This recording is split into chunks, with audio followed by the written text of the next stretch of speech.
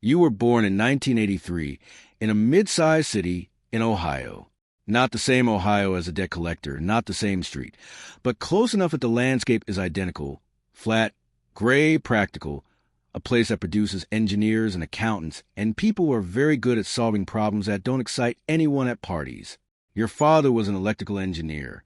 Quiet man, precise, the kind of person who kept his tools organized by size and his feelings organized by category. He taught you two things before you were 10. How to read a circuit diagram, and that the world rewards people who understand systems that other people find boring. You took both lessons seriously. You were good at computers before being good at computers was interesting. Not hacking, not games, systems. How things talk to each other. How networks moved information. You built your first computer from parts at 14 and felt something that other kids felt about sports or music. A specific, private joy in understanding a thing completely. You went to Ohio State for computer science. Average grades in the social things. Excellent grades in the technical ones. You graduated in 2005 into a job market that was fine, not exciting. Systems administrator at a regional insurance company. You kept servers running. The servers didn't care that you existed, and most of the time, neither did anyone else. Your apartment was small. Your salary was reasonable. Your life had a particular texture of a person who is competent and invisible simultaneously. The person in every organization who keeps everything working and is noticed only when something breaks. You read technical forums the way other people read sports news. Late at night, in the particular silence of a person who lives alone and doesn't mind. In late 2010, you were on a forum, slashed up then Reddit, then a specific thread on a specific board that most people never found. And you read about Bitcoin for the first time. Not an advertisement, not a pitch. A technical explanation, a peer-to-peer electronic cash system, a cryptographic proof of work, a distributed ledger with no central authority.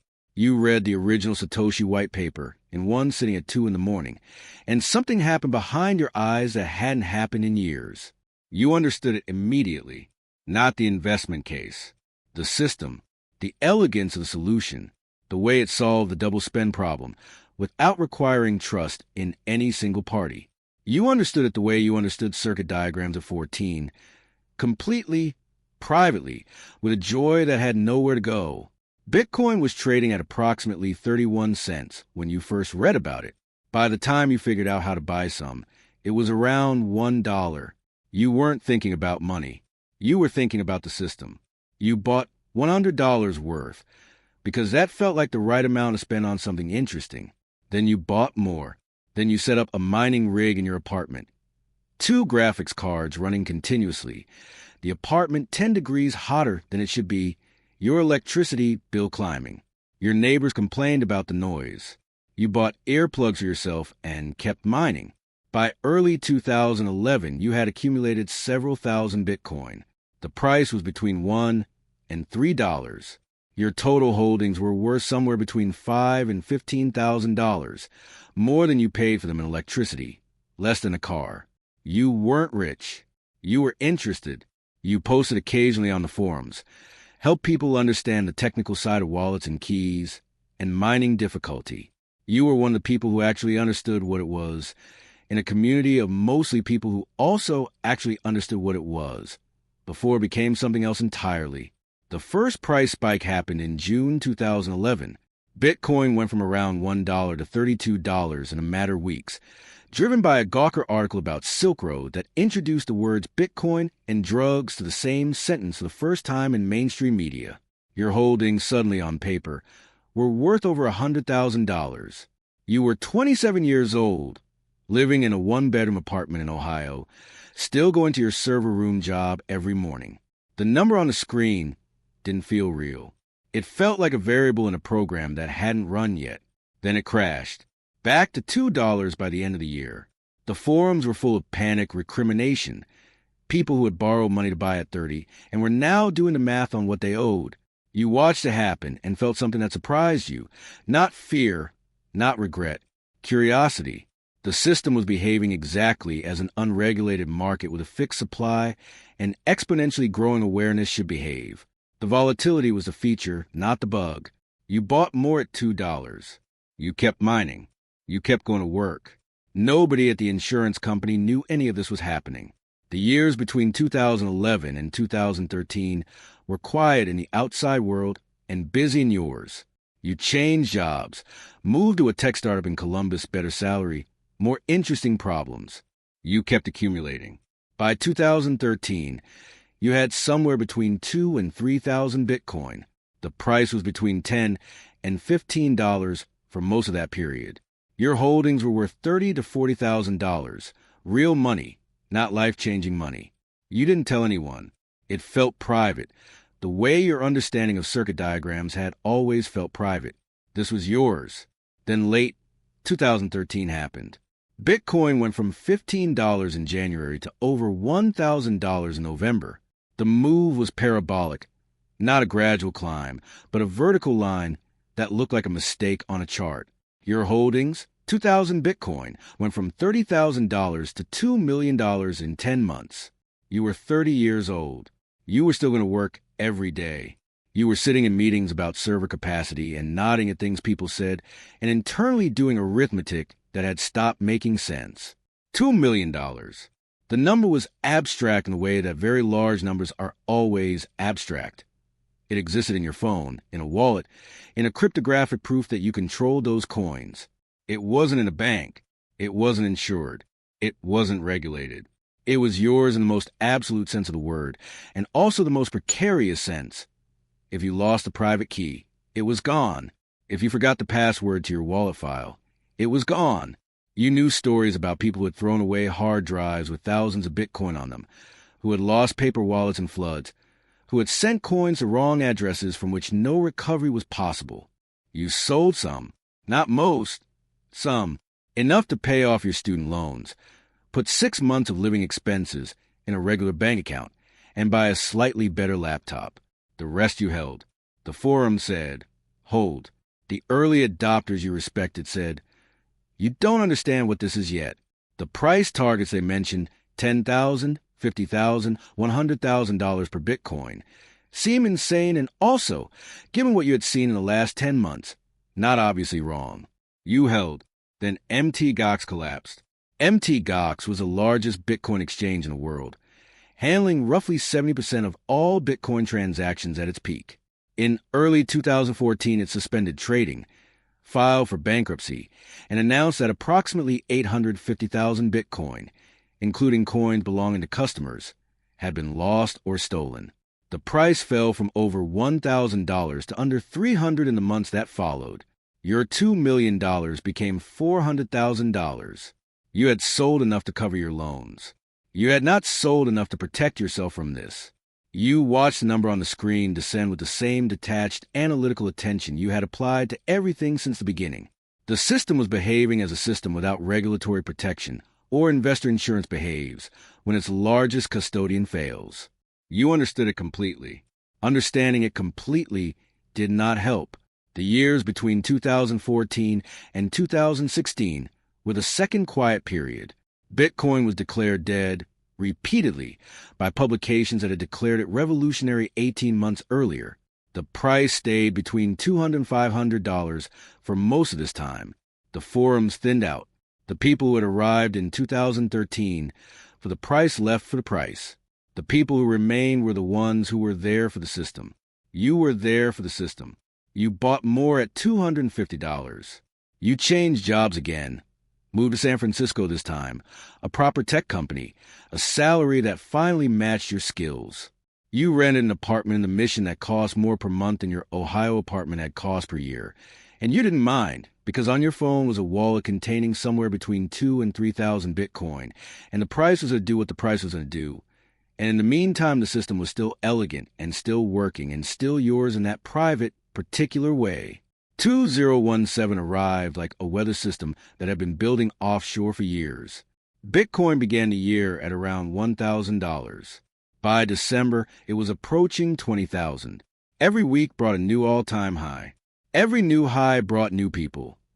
Not the technical people, not the system people, but the money people, the influencer people, the people who had never heard of a private key and didn't want to, who wanted the number to go up, and that was the entirety of their relationship with the technology.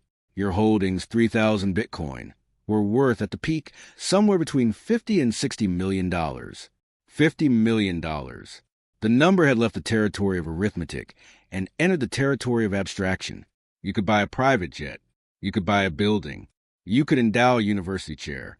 You could buy the insurance company in Ohio, where you'd spend your late 20s maintaining servers, and fire everyone who had never noticed you. And you considered this briefly, and found it less satisfying than you expected. The number was real. What it meant was still unclear. You didn't sell. This is the part people ask about most. $50 million, and you didn't sell. The answer has several layers. First, taxes. Selling $50 million of appreciated Bitcoin in 2017 meant a capital gains event that would require sophisticated planning that you hadn't done. Second, logistics. Moving 3,000 Bitcoin from cold storage to exchanges capable of handling that volume without moving the market against yourself required timing and infrastructure you hadn't prepared. Third, and most honestly, you didn't believe the top was in. The same analytical attention that had told you the system was elegant in 2010, that had told you buy at $2 and $250, was now telling you that this was the early innings of a global monetary transformation, and that 50 million was a rounding error compared to what was coming. You had been right before when everyone else was uncertain. You assumed you were right again. Bitcoin fell from 20,000 to 3,200 over the course of 2018. $50 million became $9 million. $9 million was still $9 million. You were still rich by any rational measure. But the number had been 50 million, and 50 million had felt like the beginning, and 9 million felt like a punishment for understanding the system correctly, but failing to understand yourself. You moved back to Ohio. San Francisco at 9 million felt different from San Francisco at 50 million. Not rationally. $9 million is enough to live anywhere comfortably for the rest of a long life. But the tech community you had been adjacent to during the boom had been built around a number that was much larger than yours now. And the particular social math of that world was uncomfortable to navigate at the wrong end of the decline. You bought a modest house in Columbus with cash. You kept the Bitcoin. You waited. Between 2018 and 2020, you did something you had never done before. You talked about it. Not publicly, not on forums where you had always been technical and pseudonymous. In person, to a small number of people who had arrived in the space more recently and wanted to understand how the early adopters thought. You developed a reputation in certain circles as someone who had been there from the beginning, who understood the system at a level most people didn't. This felt good in a way that the $50 million had not quite managed. You had always been good at understanding systems that other people found boring. Now the system was interesting to everyone, and you were the person who had understood it when it wasn't. The 2020 bull market began during a pandemic and made less sense than any previous cycle because everything in 2020 made less sense than previous cycles. Bitcoin went from $5,000 in March 2020 to $69,000 in November 2021. Your holdings you had accumulated back to roughly 2,500 Bitcoin to the quiet years were worth at the peak approximately $170 million. $170 million. This time you had plans. You had lawyers, accountants, a financial advisor who specialized in cryptocurrency taxation. You had a framework for selling, a systematic schedule of disposals, market impact minimizing strategies, tax optimization through charitable vehicles. You had everything you needed to convert the number into something real and permanent. You also had something you hadn't had in previous cycles, leverage. Lending platforms that emerged that allowed you to use your Bitcoin as collateral for dollar-denominated loans. The logic was elegant, as you always appreciated elegant logic.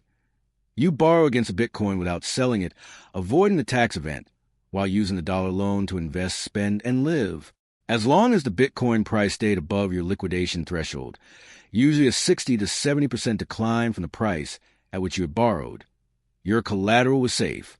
You borrowed against approximately 800 Bitcoin at an average price of around $50,000 per coin, $40 million in loans, collateralized by Bitcoin that was worth $40 million and climbing. You used the loans thoughtfully, as you did everything. You bought a nicer house, not extravagant. Just permanent feeling in a way that rented apartments were not. You invested in several early-stage crypto projects that technical people you respected were building. You gave some to your parents, which was the first time in your life you told them what had been on your phone since 2011. Your mother cried. Your father looked at you for a long time and said nothing, and then said he was glad you had kept at it. You drove home from that visit feeling, for the first time in years, like the number meant something. 2022 began with everything intact. Bitcoin at $47,000.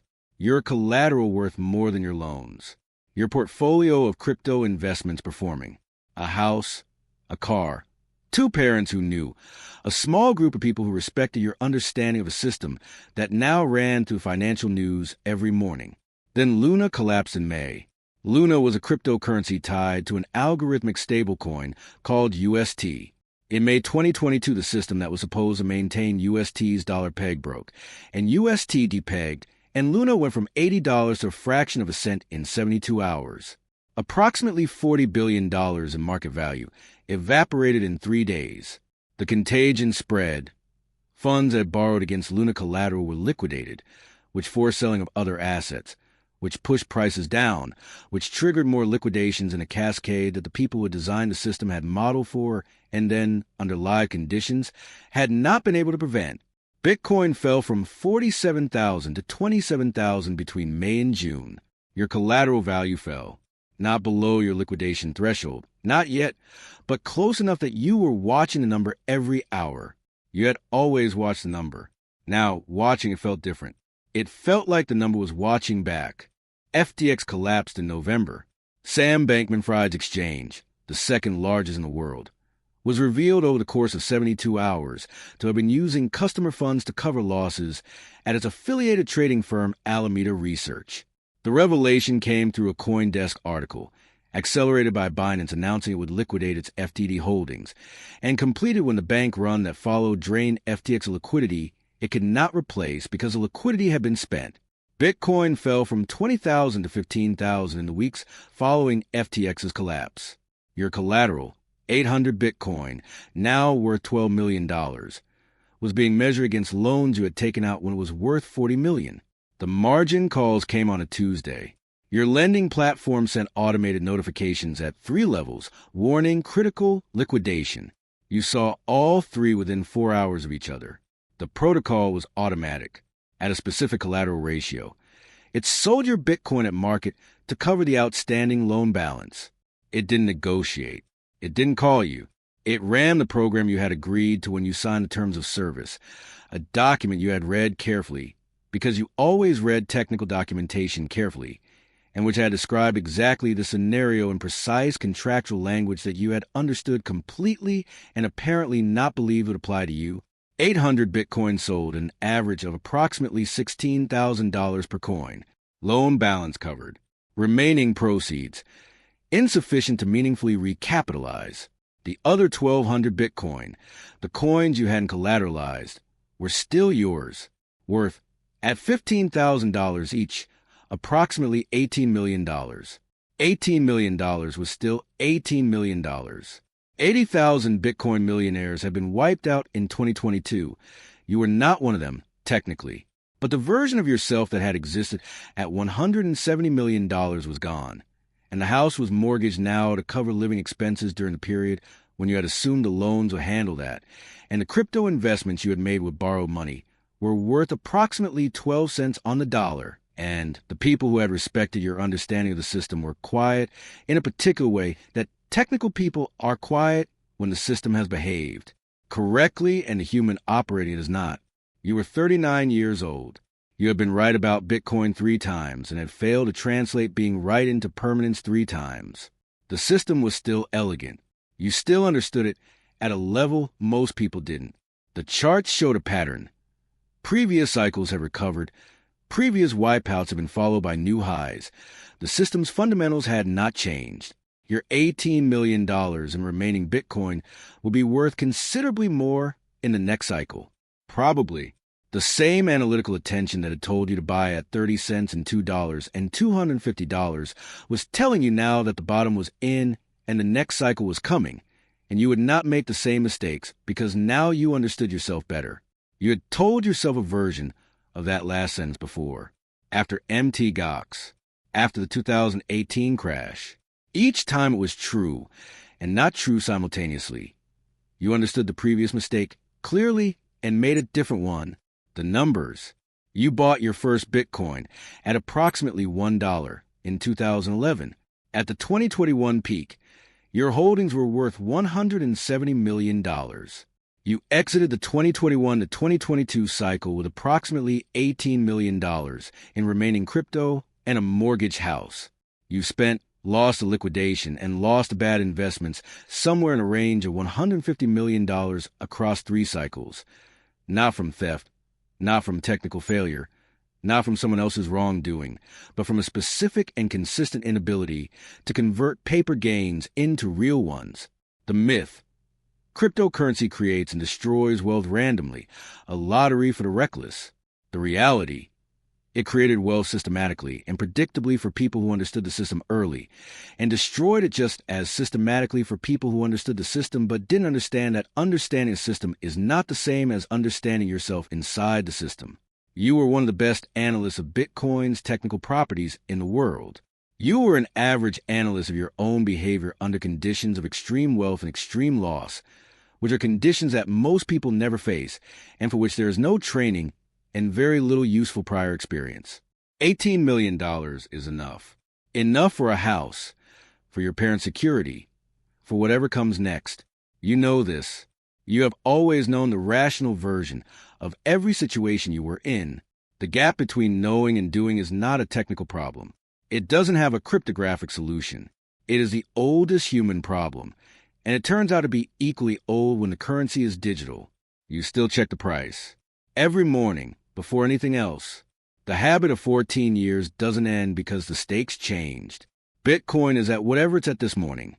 Higher than 2018. Lower than 2021. Somewhere in a range that the technical analysis suggests is the accumulation zone before the next cycle. You look at your remaining holdings. You think about what you would do differently. You already know the answer. You don't quite believe you'll do it. Subscribe. Next episode. You are the person who bought Bitcoin at $69,000 and held. Different entry, same lesson.